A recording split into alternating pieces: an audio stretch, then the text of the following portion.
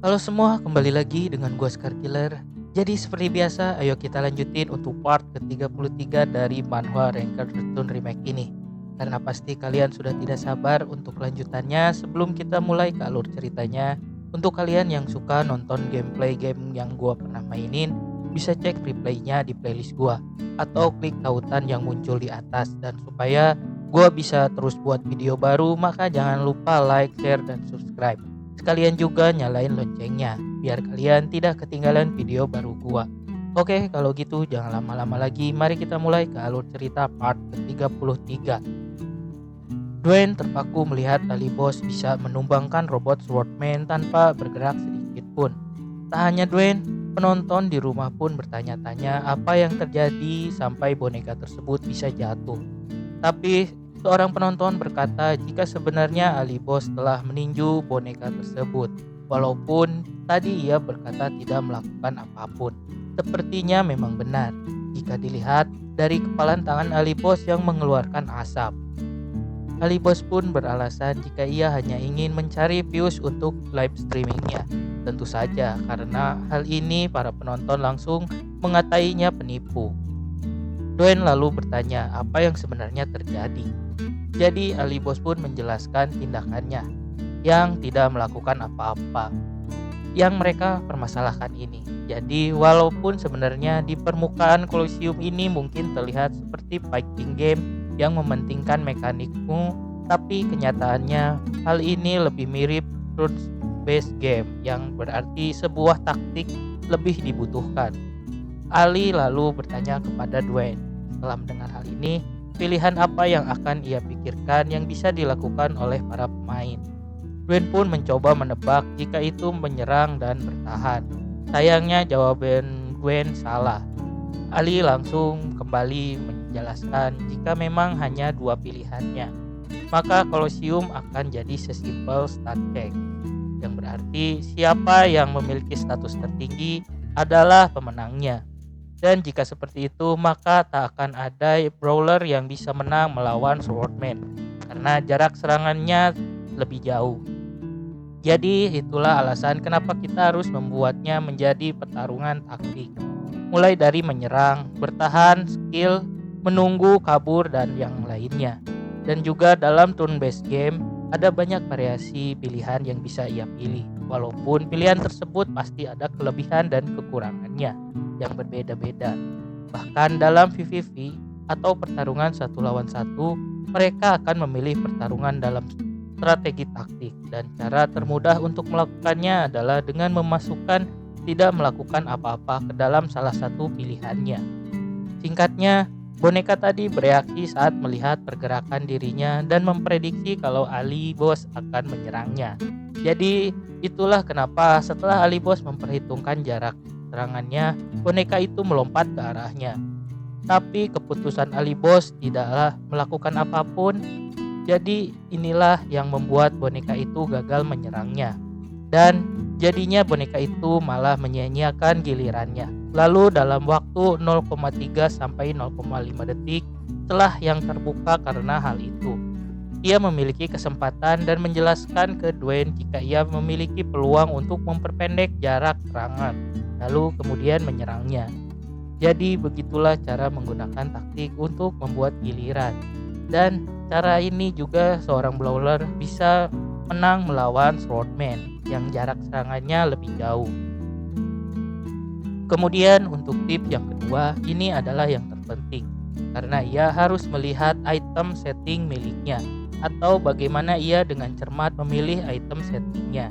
Ali Boss lalu melihat Dwayne yang menurutnya Dwayne memiliki perlengkapan yang terlalu ofensif atau lebih tepatnya terlalu fokus pada kekuatan.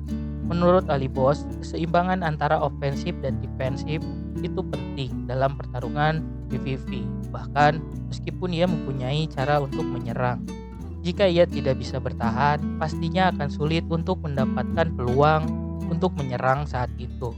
Dwayne pun mengerti, karena sebelumnya ia merasa karena jarak serangannya yang pendek, maka ia harus mengakhiri serangannya lebih cepat dalam satu serangan saat ada kesempatan. Jadi Ali Boss pun menjelaskan kembali, karena hal ini pasti Dwayne akhirnya mengetahui kenapa Magician tanpa Blink atau Summon itu sangat lemah. Kemudian pembelajaran streaming Ali Boss pun terus berlanjut, mulai dari teori PVV, tips, masukan untuk kebiasaan buruk Dwayne dan yang lainnya. Apalagi Ali juga menambahkan ketika Dwayne menggunakan skillnya, maka Dwayne harus melakukannya tanpa diketahui oleh musuh. Ali pun terus memberikan tips yang menunjukkan betapa bodohnya Dwayne dalam bertarung. Bahkan kritik dan saran, masukan bersamaan dan mungkin jadi hal memalukan bagi Dwayne, sang bintang laga terhebat. Tapi ternyata reaksi Dwayne sangat mengejutkan Ali Boss. Dwayne malah sangat senang dan berterima kasih karena ia merasa tips yang Ali Boss berikan sangat berguna, bahkan untuk penonton streamingnya juga. Para penonton pun bertanya, apakah tidak masalah jika Ali Boss memberikan tips yang sangat berguna ini kepada mereka? Tak hanya penonton, Ali Boss pun merasa bingung dengan reaksi mereka. Padahal ia hanya mengajari mereka tips yang tak seberapa, bahkan mungkin hanya seujung dari gunung es. Kemudian Ali Boss pun menyudahi pelajaran hari ini dan mempersilahkan Dwayne untuk bertanya kepada dirinya jika ada pertanyaan tentang pelajaran hari ini. Setelah itu Ali Boss pun terkejut karena menonton sepertinya mengeluh dengan pembelajaran yang diberikan oleh Will Mano. Mereka membicarakan Mano yang hanya mengambil duit untuk berlatih saja, bukannya memberikan tips seperti Ali Boss. Karena khawatir akan hal ini menyebabkan kekacauan, Ali pun memberikan klarifikasi dan menyuruh mereka berhenti untuk membicarakan stream dan guild lain. Ali Boss langsung mengakhiri live streamingnya dan berkata kepada Dwayne jika minggu depan mereka akan bertarung dengan sungguhan dan menyuruhnya mengulang kembali pelajaran hari ini. Sesampainya di rumah, Ali Boss kelaparan langsung menuju kulkas untuk mencari makanan. Namun rekannya bertanya apakah ia membuat kekacauan karena para netizen heboh untuk memboikot guild lain dan memilih Ali Boss sebagai streamer pilihan mereka. Ali Boss pun sebenarnya kaget karena reaksi netizen sangat cepat menyebar. Padahal ia tak bermaksud untuk menyenggol streamer lain. Tapi temannya tampak khawatir karena dengan hal ini pasti membuat Ali Boss lebih banyak diincar dibandingkan sebelumnya. Namun Ali Boss menenangkannya karena tidak ada guild lain yang berani menyentuh dirinya. Sementara itu guild Mano, Patrick si advisor melapor kepada guild masternya jika mereka terjebak dalam masalah baru dan lebih parah dari sebelumnya. Tapi sebenarnya ia belum yakin apakah Ali Boss si streamer baru ini berniat menjatuhkan mereka. Tapi Marco sang guild master langsung emosi karena dari awal ia memang tak menyukai Ali Boss. Marco lalu bertanya apakah memang Ali Boss tidak bermaksud seperti itu. Karena menurut Patrick saat itu Ali Boss langsung buru-buru mematikan live dan terkejut dengan apa yang terjadi. Marco lalu merasa kesal karena dulu membiarkan Ali Boss hidup. Patrick pun merasa mereka harus memberikan klarifikasi jika guild Mano memiliki informasi yang berguna seperti Ali Boss juga. Karena menurutnya jika Ali Boss masih ada yang menjadi pesaing mereka, maka viewers tidak akan berpindah darinya. Tapi Marco setuju karena Ale adalah seorang penipu biasa. Karena menurut Marco, Ali Boss bisa ada di posisi sekarang karena mengalahkan Reina saat King of Master Combat adalah merupakan sebuah petunjuk yang dibantu oleh Nikke. Ia juga yakin jika Ali Boss sudah membayar buzzer untuk menghasut viewers. Ia lalu menyuruh Patrick untuk mengabaikan Ali Boss dan tetap fokus pada skenario utama selanjutnya. Karena ia yakin jika mereka berhasil memonopoli pertunjukannya, selanjutnya maka viewers akan kembali ke guild mereka. Patrick hanya bisa menyetujui, padahal sebenarnya ia khawatir jika keputusan Marco hanya akan membuat skenario terburuk bagi guild mereka. Setelah beberapa saat, kekacauan yang ditimbulkan oleh streamer Yungwo atau Kang sangat diharapkan segera berakhir. Kini situasi kembali tenang. Rupanya itu karena adanya pemberitahuan mengenai update spesial ulang tahun arena yang ketiga. Karena Raker 1 official telah mencapai level 200. maka sistem memberikan patch dengan skala besar. Mereka berdua pun setuju jika Ren adalah rank 1 yang terhebat. Walaupun Alibos langsung bersemangat jika nantinya ia akan merebut posisi 1. Tak hanya itu, sepertinya untuk merayakan anniversary arena yang ketiga akan ada patch note yang banyak dan ada 4 hal yang penting kali ini. Tapi sebelumnya itu teman Alibos merasa konten anniversary ini sangat ditujukan untuk Alibos.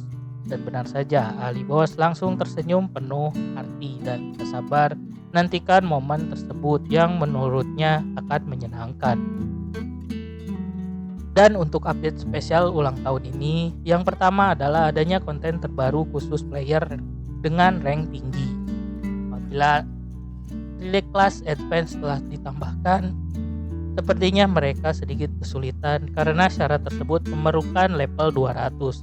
Dan untuk pengumuman yang kedua, Siege Mode akan diperbarui. Mode tersebut telah dirancang ulang, sehingga mulai sekarang user biasa dan guild dapat memiliki kastil masing-masing. Jadi mereka dapat menikmati Siege Mode di luar esport. Dan untuk mendapatkan sebuah kastil, mereka harus memiliki kontribusi kekaisaran yang cukup serta ring baron di atasnya. Alibos pun sangat senang karena kontribusi kekaisaran yang ia kumpulkan selama ini akhirnya berguna juga. Kemudian pengumuman yang ketiga berisi konten baru yang ditunjukkan untuk menghidupkan kembali patch system yang sebelumnya konten ini diabaikan oleh orang-orang. Sama seperti Siege Mode, jadi konten ini bernama Pet Colosseum.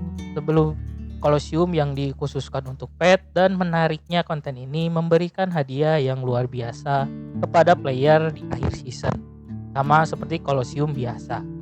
Alibos semakin tertarik karena ia ini memberi panggung yang akan diciptakan untuk Tangi. Dan terakhir, panitia mengumumkan jika mereka sedang bersiap untuk pembukaan Pet Colosseum dan menyuruh mereka untuk menunggu updatean selanjutnya. Ali pun sangat senang dengan penasaran apakah ini berkat Quincy karena patch terbaru akan memiliki konten yang baru. Ia lalu berencana untuk bersikap baik kepada Tangi. Namun ia merasa Tangi bisa berjuang sendiri karena sudah memiliki 3 essence. Kemudian Ali dan Tangi pergi menyelesaikan sebuah quest. Namun mereka kesulitan karena belum menemukan satu petunjuk apapun. Ia pun mulai berpikir apakah ia harus menghubungi Sokjun Hyungnim, tapi ia takut akan diungkit mengenai kejadian masa lalu.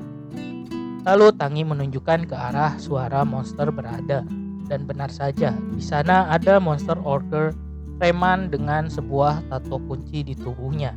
Mereka akhirnya bertarung dengan sengit, dan karena ogre dikelilingi oleh black magic dan membuat serangannya tidak berefek, maka Alibos memutuskan tidak membawa Tangi agar ia bisa bergerak bebas dan tak membahayakan Tangi. Ali kembali bertarung dengan semangat karena sudah lama tidak merasakan sensasi mendebarkan melawan monster yang kuat. Hingga beberapa saat akhirnya Alibos berhasil mengalahkannya dan mendapatkan kenaikan level. Ini Alibos harus melapor kepada Ferat karena telah menyelesaikan quest ini. Sementara itu Ferat mendatangi seorang teman lama dan saling menanyakan kabar dengan sindiran keras ala rival sejati. Ia lalu menjelaskan alasannya kemarin karena menerima tawaran kaisar untuk mencabut kejahatan yang mengancam kekaisaran. Ia pun bertanya apakah muridnya cukup berguna kali ini. Ternyata Alibos yang ditugaskan dalam quest ini, dan Ferat memuji dirinya karena telah memilih seorang adventur sebagai muridnya. Tapi ternyata Alibos sudah sampai dan mendengar pembicaraan mereka. Ali pun akhirnya menjelaskan kepada mereka jika ia belum mengetahui penyebab terjadinya gelombang monster. Tapi ia merasa hal ini ada kaitannya dengan black magic. Karena sebelumnya ia mengalahkan seekor ogre monster dengan tato di tubuhnya. Mereka pun sudah menduga jika hal ini ada kaitannya dengan tipuan pengkhianatan yang terjadi di Kastil Lipa. Dan orang-orang black magic sudah bergerak menyerang tahta kekaisaran. Mereka memutuskan untuk melaporkan hal ini kepada kekaisaran dan mengajak Alibos bersama mereka. Oke Manwaners, untuk part ke-33 kali ini sudah selesai. Jika kalian ingin menonton alur cerita berikutnya, silahkan share, like, dan subscribe channel ini. Nyalain loncengnya juga. Dan bantu channel ini agar bisa berkembang dan memberikan alur cerita komik manhwa lainnya. Jika Manhwaners ingin merequest komik manhwa seru untuk kita buatkan alur ceritanya, silahkan bisa komen dan berikan rekomendasi manhwa keren lainnya. Oke, sekian dulu. See you again di part selanjutnya.